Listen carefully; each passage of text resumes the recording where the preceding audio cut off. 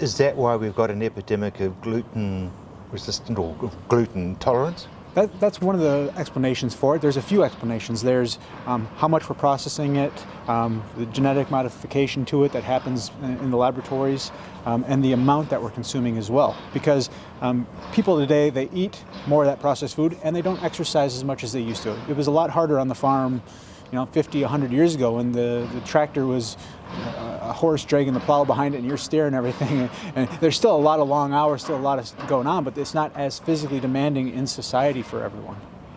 So, if it doesn't go mouldy, we shouldn't eat it, perhaps? That's a very good way to think of it. If it's not something that's going to break down, and if the bugs don't want to eat it, you definitely don't want to eat it. So if it's not going to be broken down and go moldy or start disintegrating, that's what you really have to look at. So vegetables, you have a little bit of a shelf life on them, about 3-4 days, and you better have them down by that, otherwise they're looking pretty bad. Same with the fruits.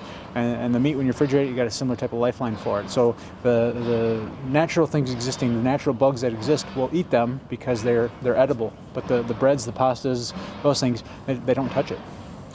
How much what happens in the gut leads to other problems in the body? Oh, we're just scraping the top of this part of science right now. Is just how much the gut-brain connection is actually connected, and we know in plenty of studies how the probiotics that you have in your gut, the intestinal colonies that you have of bacteria, can completely affect your brain. They can affect your overall health. They can affect back pain. Being a chiropractor, they can affect all these different aspects of your health, and we know barely any of it.